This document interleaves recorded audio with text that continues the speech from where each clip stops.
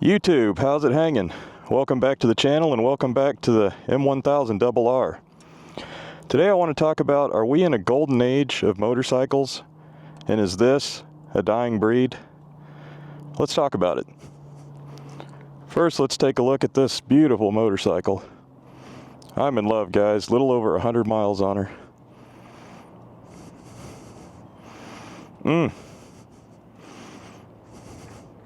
Can't beat it, man.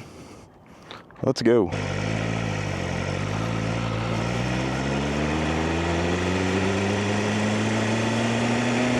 One little fact, that's the National Weather Center here in Oklahoma. For the country, really. And that's the thing about Oklahoma, is one thing we do have is weather.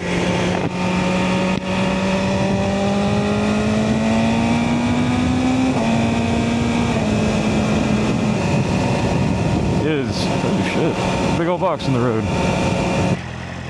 Here in 2024, if you're looking at purchasing a motorcycle, it's the greatest time in history.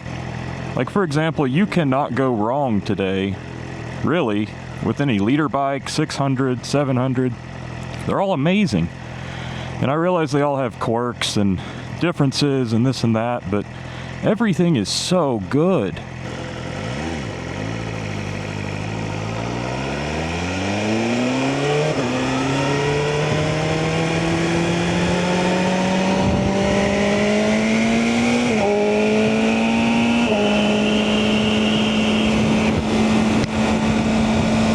Kids like the bike, man. So motorcycles today are not only better than ever, they're leaps and bounds above motorcycles 20 years ago, 10 years ago. Whether it's the horsepower, the tech, the tires, the frame, the chassis, like everything is just better, right?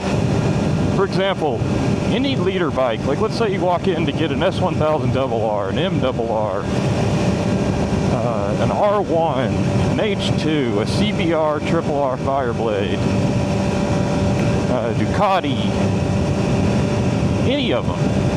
And the R1M and the H2 are a little dated at this point, but they're still good. And my point is that if you walk into a dealer to purchase one of these bikes, you're not going to hate it. And it's going to be a good bike, almost guaranteed. And so for 99% of people, I would say buy the bike that you're most comfortable on and that you like the most, right? Like, for example, you could watch YouTube all day and research them all, and this one might be 0.2 seconds faster around the track, one might have a 10 mile an hour higher top speed, any of that stuff. But for most people, does that really matter, right? So like, why not get the bike that you like the most? Not necessarily like, I want that last 2% out of the motorcycle. And so with everything being so good, there are some cons now, and that would be emissions and how bikes are sold and everything to do with that.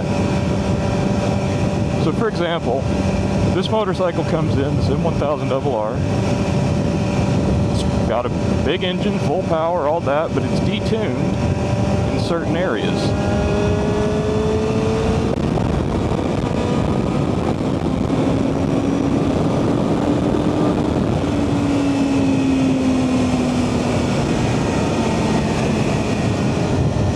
So even once I get this bike unlocked and I have the full RPM range, it's still gonna be missing power in second and third gear, fourth and fifth to a point. I think sixth is actually wide open. But if you look at dyno maps, it's missing 60 horsepower in the mid-range and second gear. And so we're like, let's say there's a line where on this side you have a brand new bike, it needs nothing. Like, you can take that thing and it's just ready to rock. In the middle is pretty close, could use some stuff, whatever. And on the far right would be, it's unusable unless you sink thousands of dollars into it to get all the power out of it, right? Right now, I'd say we're in the middle, maybe erring to the right a little bit. because if you ride one of these bikes that's been tuned, even stage 1, I'm not talking going crazy with it, just enough to get the power linear and how it should be, the difference is night and day. You know, like I wouldn't tune this bike because I need more horsepower on the top end. I don't need it. You might. In fact, I get it. I endorse it. If you can squeeze all the power you want out of this thing, do it, man.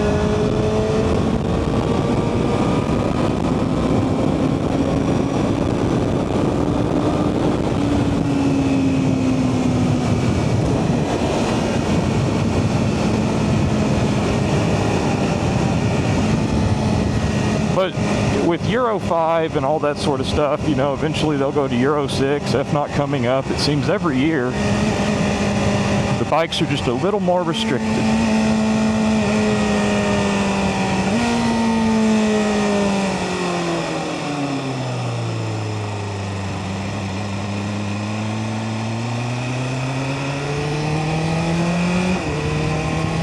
And so I think we're getting close to that area, probably in the next 5-10 years, where you will have to do something to a bike to get anywhere close its full potential.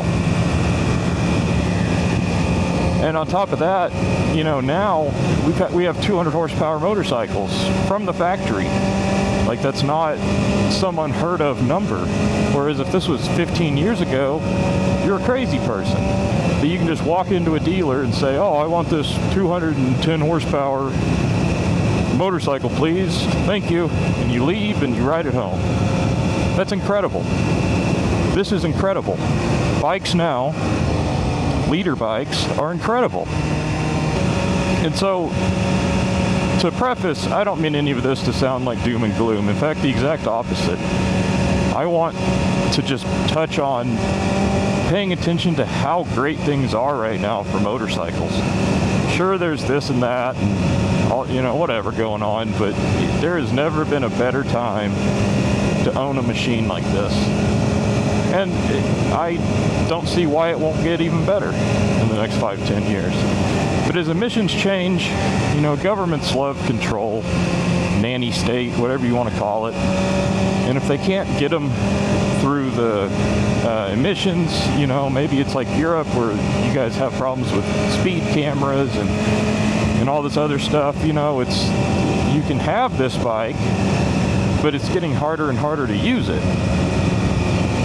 And so to me, it's just stuff like that I think as time goes on, these are going to get harder and harder to use, maybe to own. I don't know, it's hard to say, but they're just so good. And my beliefs are, you're an adult, you're responsible for your own well-being and others. You should be able to own something like this, no questions asked. If you have the money, go in there and buy it. You know, but I could see stuff like this getting to the point where it's, you have to have a special license for, you know, some high horsepower thing, or you have to have some endorsement, or, you know, whatever they may come up with. But I just see where we're at right now, and it just makes me think we're in a golden age of this stuff. And I worry that in 10 or 20 years we may look back and think, man, like we had it really good, instead of looking back 10 or 20 years and saying, it's way better.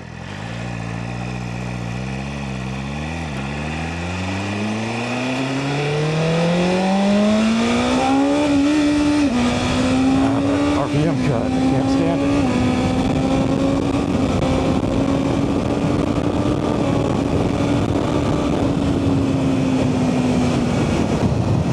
And it seems like this year and next year we're kind of losing bikes.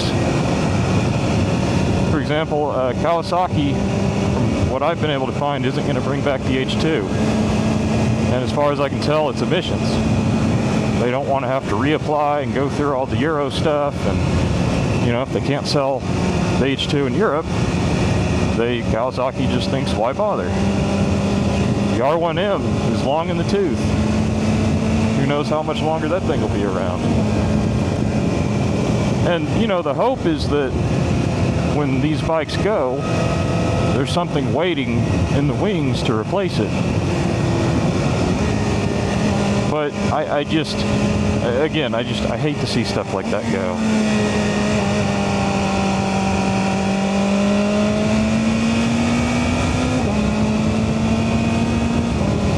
And so that's what worries me and what makes me say, are these a dying breed? You know, it isn't going to happen tomorrow.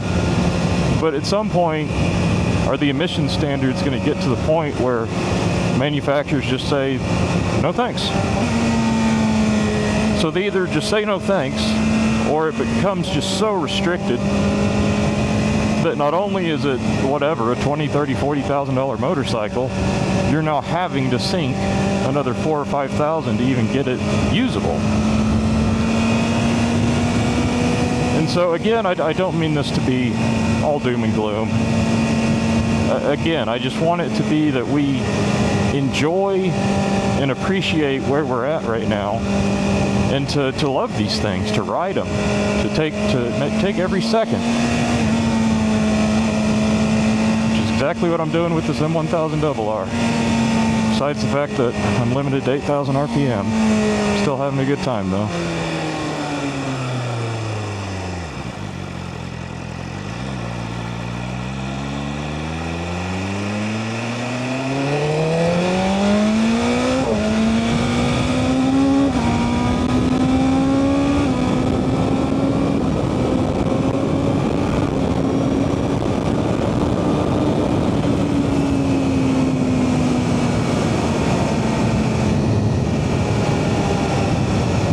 You know, one thing compared to the single R's, this engine revs so fast.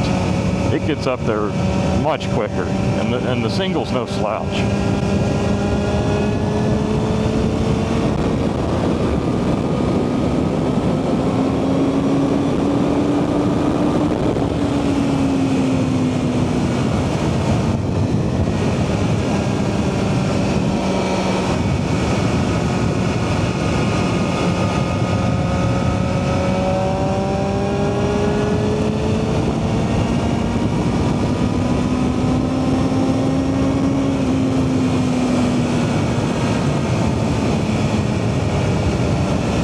To run it down, up and down the RPM, keep the brake in going, and seat those piston rings.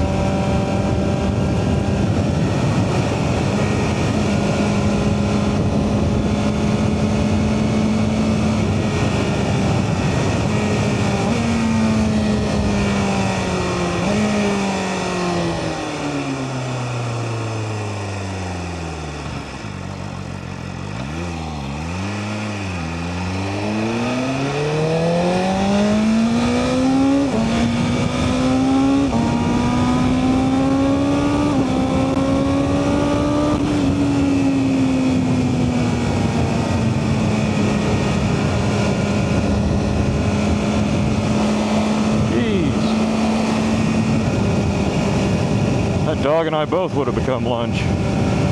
Stuff like that. It's a little scary sometimes. You just never know. So I'm curious what you guys think. Genuinely. This is just something I've been thinking about, and I'd love to hear your thoughts. Are we in a golden age? And do you see these as a dying breed? Or do you see it just getting better and better? Because I think I'm kind of in the middle. I think the tech is always going to get better.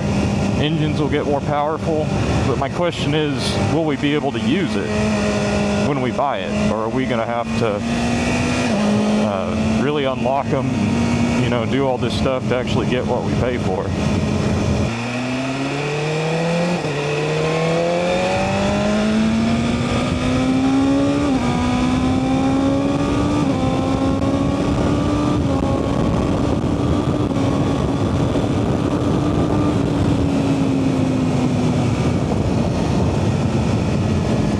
Quick. It's only going to get quicker.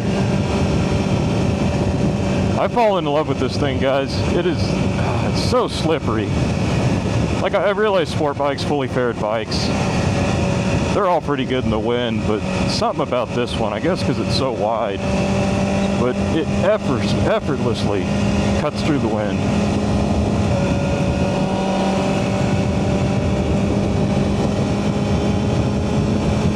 just wants to go.